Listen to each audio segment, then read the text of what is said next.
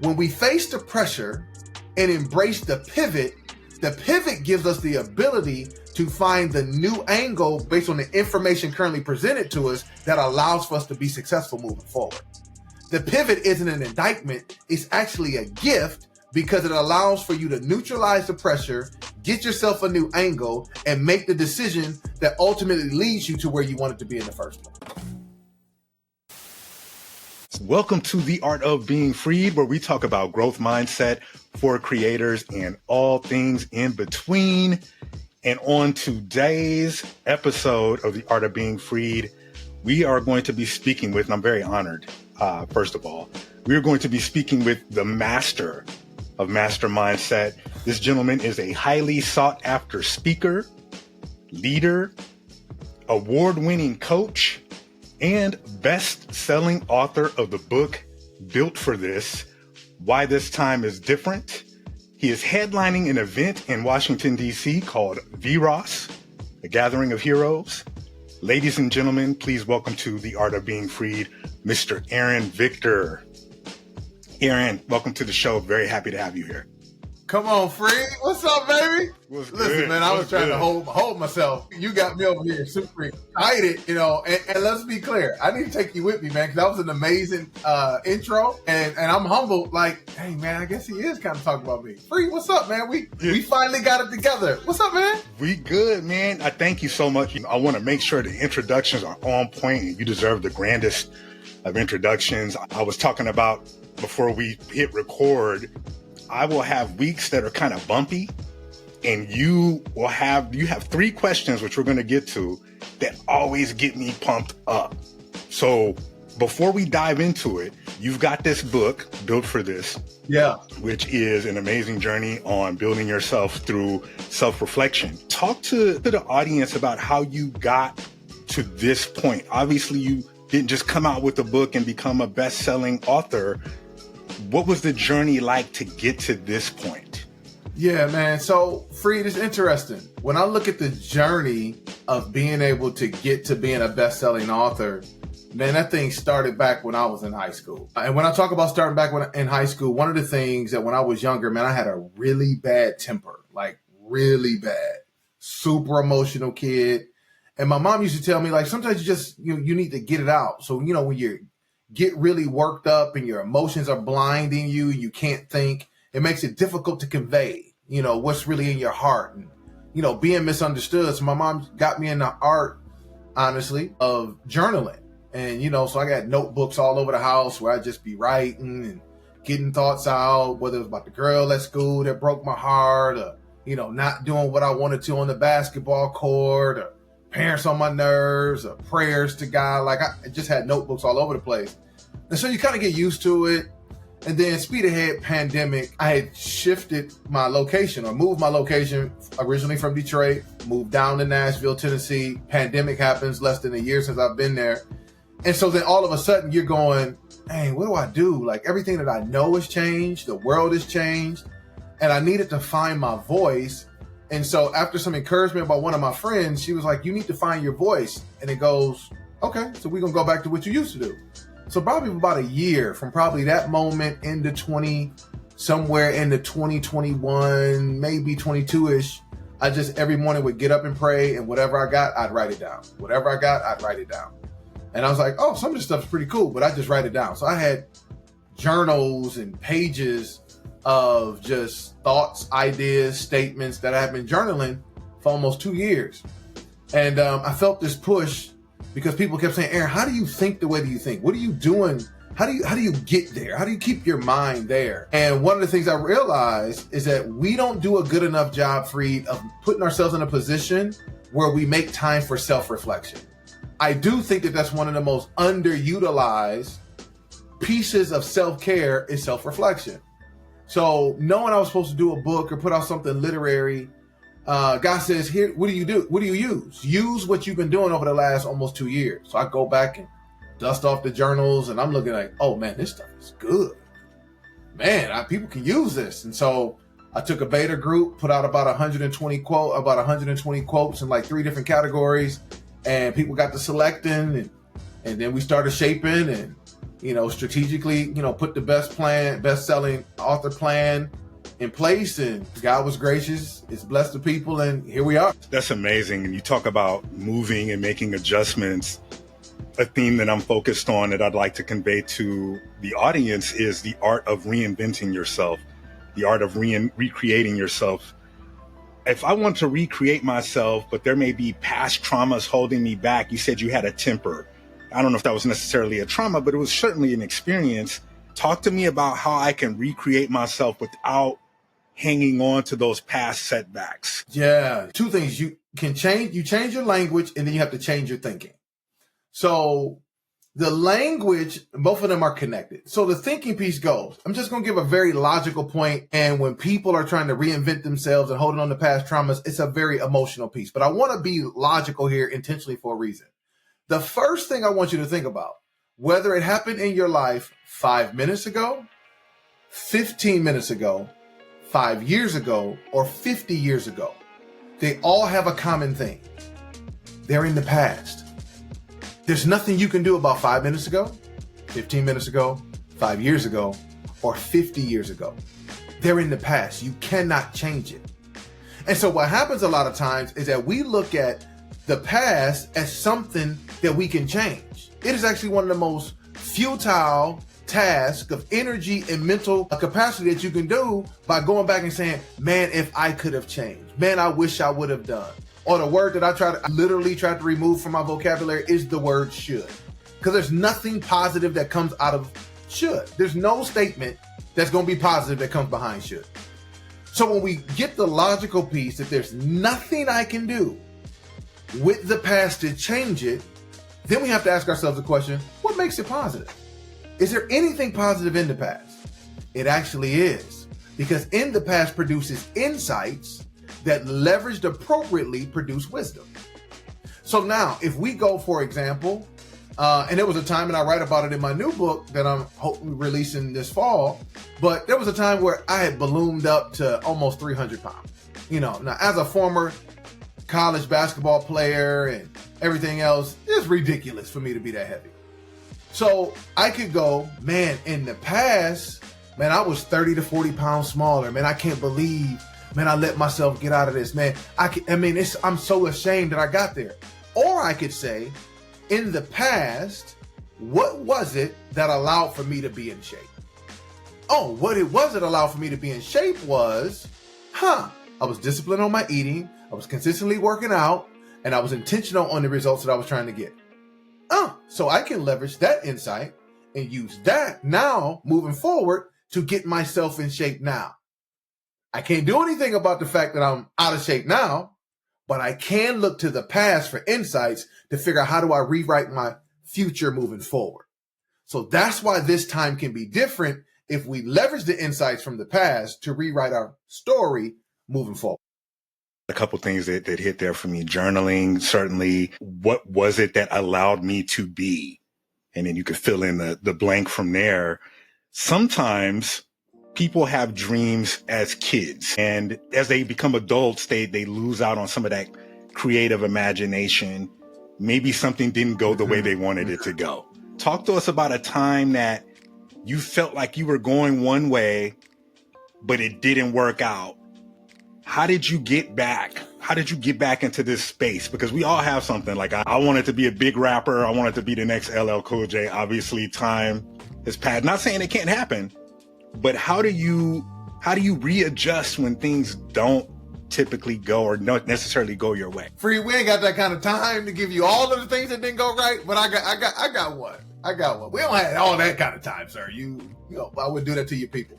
But I'll use the one that's very obvious for a lot of people. You heard me reference that I played basketball in college. I'm 6'8", if you ever get a chance to meet me in person. So I'm a big dude. And so people are like, man, why you didn't play pro, man? You could have done this. Why you didn't go to the NBA? All that stuff. So I'm going to tell you a couple reasons, things that happened that kind of got me to where I needed to be. So one, when I was in college playing basketball, the original goal was to minimally go overseas and play, make a bunch of money, come back, establish my own business, and work on my own. Just in my family, in my heart, we got a bunch of hustlers and entrepreneurs. all on the right side of the law, right? We just got some hustlers. That's what we do. And so I knew the corporate thing really wasn't my thing.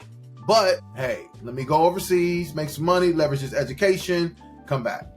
So speed ahead, I'm graduating, finishing my senior year. And I didn't have the senior year that I wanted. I didn't have any agents that were really advocating for me. So I was kind of advocating in this overseas space by myself. And so as I'm trying to do this by myself, I sent over a few tapes, didn't get a response back. Then there was a camp that came up that I really didn't have the money for. So I missed that.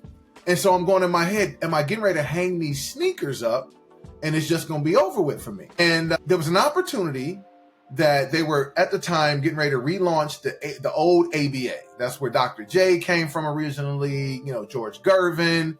And so there was this opportunity that they were relaunching it, but you had to go through a series of camps, free agent camps to get there. So I go to the first free agent camp, I kill it, I get moved on, I get invited to the Detroit franchise's free agent camp. So I get to camp, playing well, free, doing my thing, having a ball. Man, boom, twist my ankle really bad. But I'm crazy enough in the head that I'm like, my coach used to say, are you hurt or are you injured? I was like, I'm hurt. I kept going. Now I'm limiting some of the things that I can do because my mobility is a little suffering because of the injury. I can't jump as high, but I'm out there competing. I'm having a great time. Speed ahead, I got cut. Now I'm faced with, at the end of this, and George Gervin was the coach of that franchise. And George Gervin comes to me, he says, man, you're good. He said, you just got to keep playing, man. You're good. You're good at this. So my brain goes, all right, what's the next step? Next step now, Free, goes to, I could play in some little bitty league in the States over like North Dakota for maybe like $250 a week. And if they put you on the injury reserve, which they normally would, then you don't make no money. Or I can take this job that I still got and use my education and make that happen. So I made a pivot and I went to corporate. Now, if I look back and I talk to that young guy, I probably go to that North Dakota league for a little bit, Free, and give myself about 2 years to kind of chase the dream, because what I was trying to do was to skip the process, if I'm honest. I'm going, I'm already climbing this corporate ladder. Let me take this money, climb this ladder, and I'll be okay. I don't want to start at the bottom of this basketball ladder and have to climb that. The issue is that no matter what ladder you're on, you still got to climb. And I thought I was getting away from it by going to a different one. Now, where did that pivot or that reinvention find? I still, to this day, me and my brother and my friends, we will talk about basketball, X's and O's, IQ, from AAU level to high school level to NBA, college. We love it. I am a basketball junkie. The reinvention when it came to basketball became me becoming a coach. And so got a chance to coach in high school. And a couple of my players, and one of my players from high school got a chance to get drafted in the first round in the NBA and played 6 years in the NBA. Beautiful. Then from being able to take the love from the game, the desire to coach, understanding how to take mindset and help people achieve their goals on the court, I got a chance to be the camp director for Willie Green, who is now the Pelicans coach, the head coach of the Pelicans in the NBA. When he was in the NBA as a basketball player, I ran his camp for almost 10 years. So being able to have the influence and being connected to the game was the pivot. It was like, even though I still am not playing formally or officially, where can I influence the game and give them what the game gave to me? And that was a beautiful pivot that I 100% love and really have enjoyed and still enjoy now. What a response. So one big takeaway, no matter the ladder, you still have to climb. And how do you recognize when it's time to make a pivot? Some people will have to make a pivot and they're kind of forced to make that pivot. If you can go back and talk to that young man, like, do you recognize when to make the pivot? Can you proactively make a pivot, or do you have to just adjust with the times? I think it's nuance. And I think sometimes what keeps people from embracing that pivot or that redirection is they feel like it's a black or white. They feel like it's an either and. It's an or, where it really is both. It's a nuance. What do I mean by nuance? If we stay on the terms of a basketball court, there's this strategy from a defensive perspective where they call it a press. And when they press you, They're trying to speed you up. They're trying to put you in a different position. They're trying to get you to not do what you do well to get what they call a turnover so the defense gets the ball back. They can run up the score so they can win. Extra possessions. Typically, if you're watching basketball, it happens usually at the end of games when teams are behind.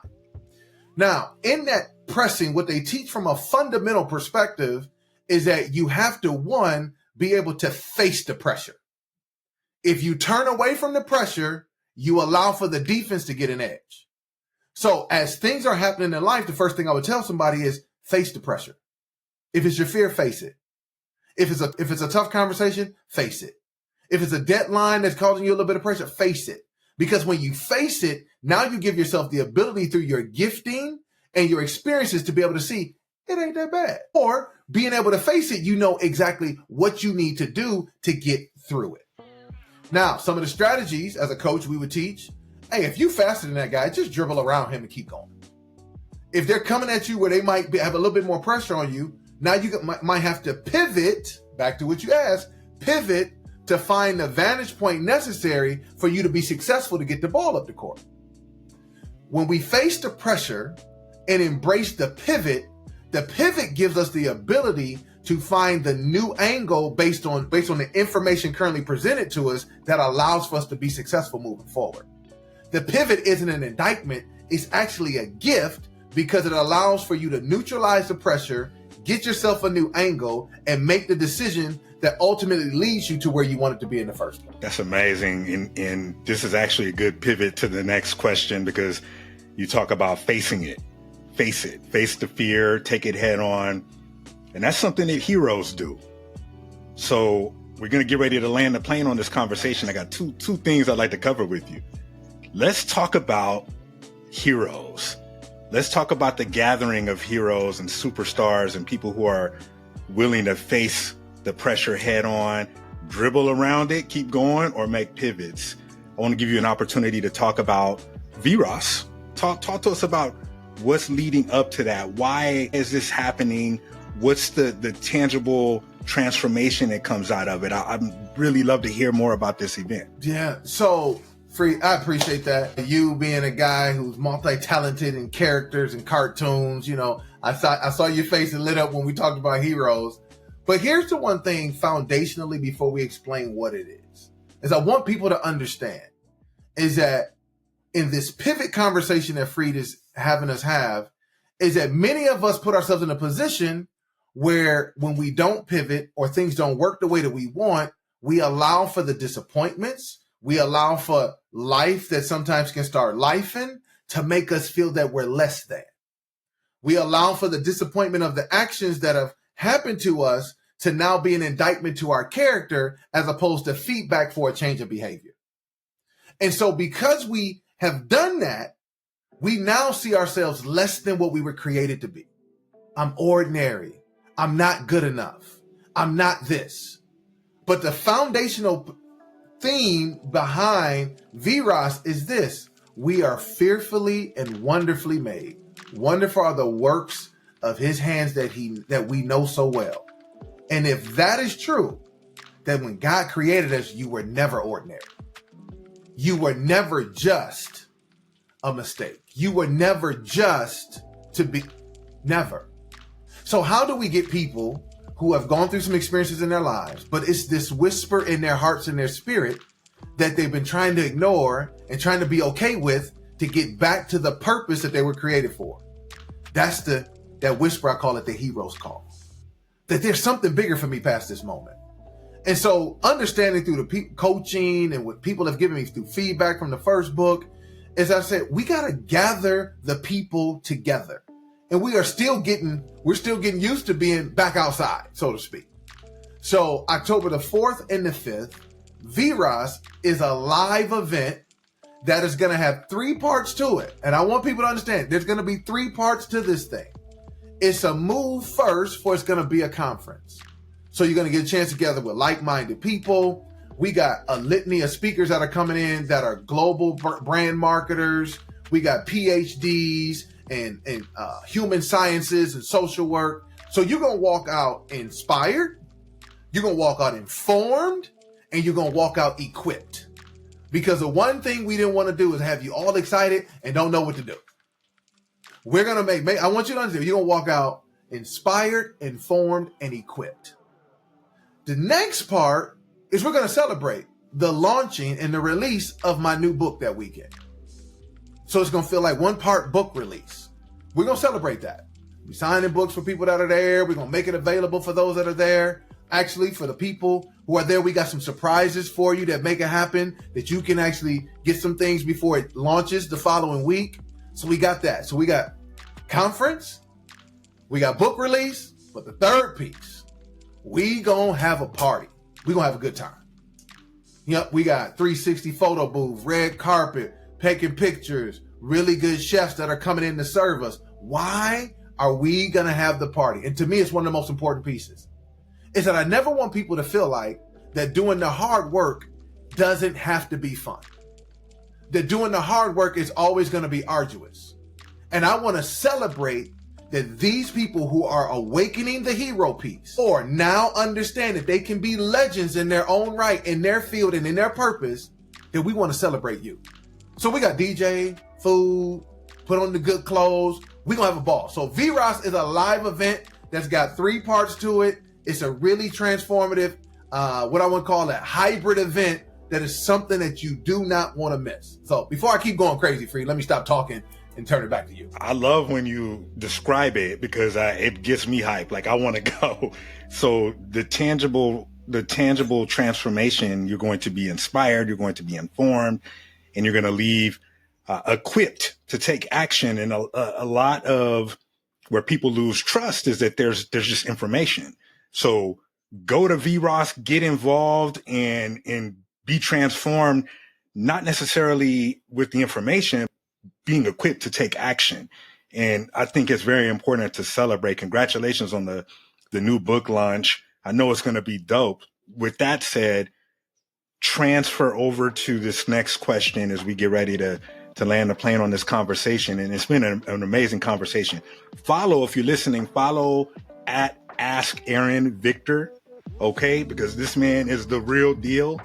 There are things that you mentioned on Get Over the Hump. I would love for you to just say something about Get Over the Hump that you asked. And I remember I was having a really tough week and I felt a little lost one day. And you asked, it was the first time I heard these 3 questions. I would love for you to ask, just kind of break them down. I hope you know what I'm talking about here. And break it down, the 3 questions about what type of week you're having. Like this really gets me. So I'd love for you to break that down. Yeah. So Get Over the Hump is on Instagram Live every Wednesday and Friday mornings at 7 a.m. Eastern. And we let the replays sit. I'm working on something for my West Coast people. I ain't forgot about y'all. I just want to be consistent so I show up. So, but again, every Wednesday and Friday mornings at 7 a.m. Eastern, we do this thing called Get Over the Hump. We bring in leaders, entrepreneurs, creatives, influencers, professionals together in that space, in that chat, on that live to create a fresh and unique perspective needed to give us that that push to get us to the other side. So one of the things I asked, if you go follow me right now, go pull up an episode, you're going to hear me ask these 3 questions every time. And it's not out of routine. It's because I believe when the Bible says there's power, life, and death is in the tongue, that we need to be able to operate the right power. I'm turning on power of life. I'm not turning on power of death. So it has to come in our confession. And a lot of times the confession that we have with ourselves is the worst one. So this was inspired, and I'm gonna give them to you, but I want you to understand this context, people. This was inspired back when Dr. Dre, Snoop, 50 Cent, Mary J. Blige, all of them was at the Super Bowl. And I remember watching this thing, me and Freed about the same age in the same spot. And I felt like a little kid. Like the albums just came out. Like, oh my God, man, this is crazy. And we in the house going crazy. And my friends talking about, man, that was one of the best Super Bowl halftimes ever. And I'm going, and it hit me. I'm like, why are we going crazy for music that's almost 40 years old? I said, oh, there's something in that. I said, there's a part in our human nature, in our human psyche that says, you know something, man, I'm too old now. I can't do this. Man, I'd have made these mistakes, man. I can't do this. And the first one came up was, I'm a classic. That's classic music. Classic music doesn't need an explanation. It just evokes an emotion. And I'm going, same thing for classic cars. Same thing for classic movies. You know your favorite part in the classic movie. You know why you love the classic car. So I'm like, oh, me personally, I'm a classic. And what happens, how do we define being a classic? It means that I am no longer explaining myself to people who insist on seeing me through their own lens. I'm a classic. I'm gonna keep my peace. Second thing that came from all that inspiration from the Super Bowl was my dopeness doesn't expire. And that one for a lot of people messes with folks. Man, I'm supposed to have it done by now. Man, I can't believe I'm not there. And I'm going, says who? The Bible says that he will restore what the cankerworm and the locust ate up. He said he's gonna restore it. So if that's true, let me go back to us going crazy for Dr. Dre and snooping them with these old songs. That means what? My dopeness doesn't expire. That means I can be present because I know this. I'm on time, set to arrive in time to impact the people I'm supposed to at the right time. So I can chill out and be present. So that's my dopeness doesn't expire. And then the last one is the title of the best-selling book. I'm built for this. And a lot of times we don't like the fact that we built for hard stuff, but you built for hard stuff. How do I know? Because what was meant to kill you gave you life. What was meant to destroy you developed you. So what's in front of you don't stand a chance. I'm built for this. So when you think through either one of those options, when it's I'm a classic, my dopeness doesn't expire, I'm built for this. Now we make it personal. We don't give it to somebody else. We make it personal to ourselves. And now we can own our attitude, own our perspective, where we put ourselves in a position where the visions of our mind can ultimately become the reality of our lives. And now we can take consistent steps in the direction that we desire, that we're ultimately meant to go, creating clarity and confidence. So those are three things we say every Wednesday and Friday morning. And I want people to identify because you feel different when you say it. Wow. Man. And I would encourage you, if you're listening to this, if your week is rocky, even if your week is going well, any of those three categories are life and they advance you. So I just remember, and I think you were traveling, you were on an airplane, and I think there were some delays or something, and you weren't having the best, time, but you were able to categorize it. Like, I'm built for this. So like, that's something I really wanted to, that's a seminar in a sentence, or a keynote, if you will. So thank you for breaking that down. I can't wait to highlight that. Pass the mic over to you.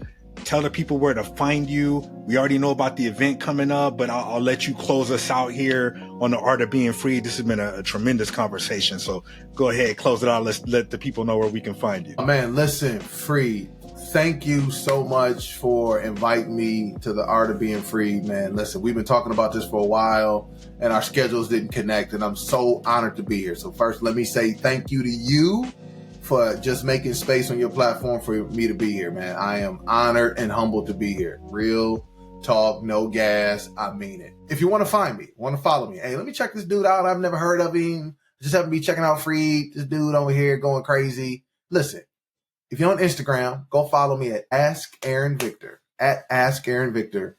Just hit the follow button. Come check me out. Turn your notifications on. Come see us on Wednesdays and Fridays. Get over the hump. I promise you. It will put you in a position where you'll see things a little bit different, and it'll make your week a little bit different, all for the right reasons.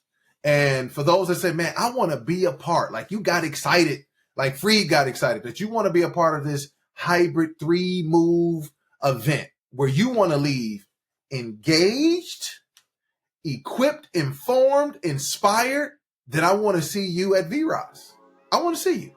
I want to see you in Washington, D.C., October the 4th and the 5th for this live event where we're going to celebrate this transformation of this equipping, this mindset changing to be able to go get everything done that's been in your heart and your spirit.